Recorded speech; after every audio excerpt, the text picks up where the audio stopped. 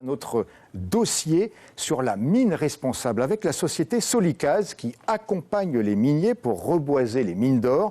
L'an dernier, Solicaz a signé un partenariat avec le groupe international de luxe français Kering, du milliardaire François Pinault. Alors Kering, pour que vous le sachiez, sont les marques par exemple Gucci, Yves Saint Laurent ou encore Balenciaga. L'industrie du luxe est le secteur le plus polluant du monde après le pétrole. Par exemple, 20% des rejets d'eau usée émanent donc de ce secteur. Alors Solicaz se lance dans un pari avec l'appui financier de Kering, reforester à 100% certains sites miniers. Voici le dossier réalisé par Jocelyne Elgouache et Franck Fernandez.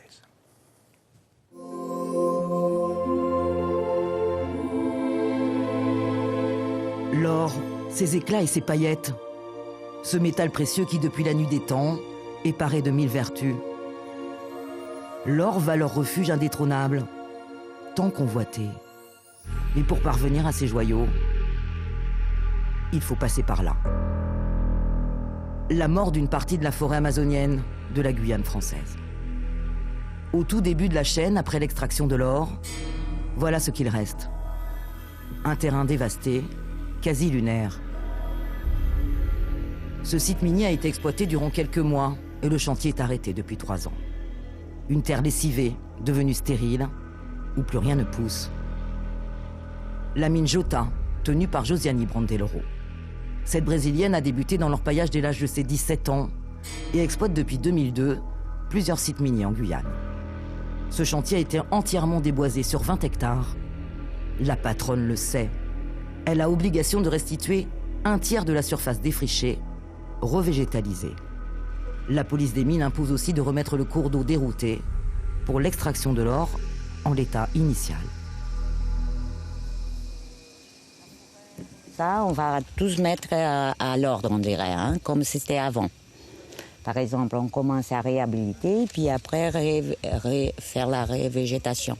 Il faut garder toujours les budgets pour ça à la fin, mais nous, on prend toujours précaution de faire à mesure entre les travaux et la réhabilitation sans laisser tous par la fin. En fait. Mais il s'avère que l'opération réhabilitation des sites miniers n'est pas toujours faite, ou très difficilement réalisable, en fonction de la nature des sols et de la surface qui a été déboisée. C'est là qu'interviennent les experts en revégétalisation. La société que cette jeune femme a créée, Solicaz, est spécialisée dans ce domaine. On sait aujourd'hui qu'il est possible de mettre en œuvre des techniques qui vont minimiser l'impact de l'exploitation minière, donc dans l'objectif justement d'arriver à un or plus responsable. Aller plus loin, au-delà de la réglementation actuelle, et restituer au sol guyanais l'intégralité des dommages causés par l'exploitation aurifère. Voilà l'ambition de certains miniers de Guyane et de Solicaz. Le respect de l'environnement est devenu un enjeu de société. Le groupe français Kering de François-Henri Pinault, spécialisé dans le luxe, l'a bien compris et place l'écologie au cœur de sa stratégie économique. Marie-Claire Daveux est la directrice du développement durable de Kering. Une visite de terrain en Guyane où le groupe Pinault s'engage dans la préservation de la forêt avec la revégétalisation intégrale de certains sites miniers.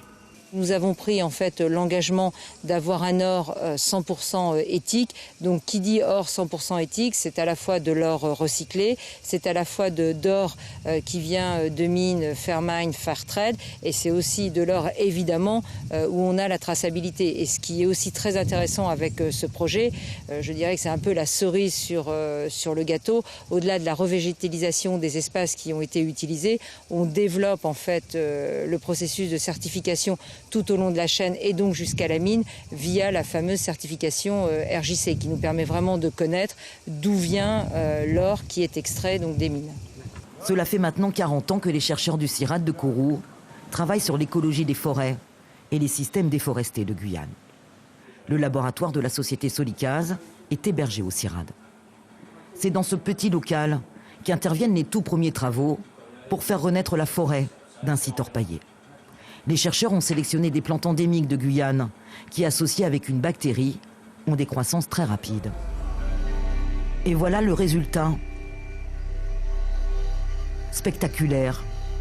Ce site a été revégétalisé il y a seulement 3 ans. Et déjà la forêt a repris la main.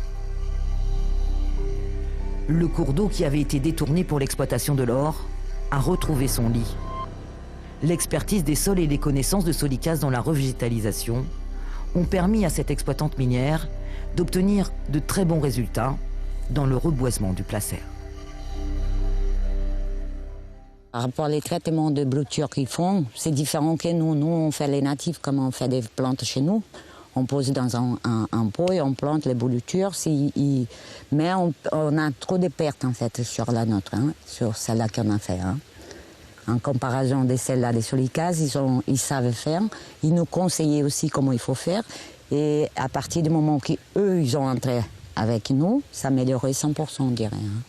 Nous avons en Guyane une exploitation artisanale de type alluvionnaire. Ces sites, aujourd'hui, nous les connaissons, nous savons comment ils fonctionnent. Nous avons aussi toute une ingénierie écologique basée sur des connaissances scientifiques qui ont plus de 30 ans.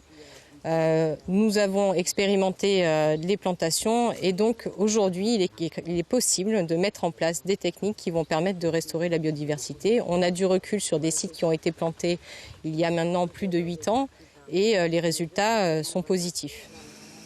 C'est un tiers de cette parcelle exploitée pour l'or qui a donc été reboisée, encore loin d'une restitution intégrale.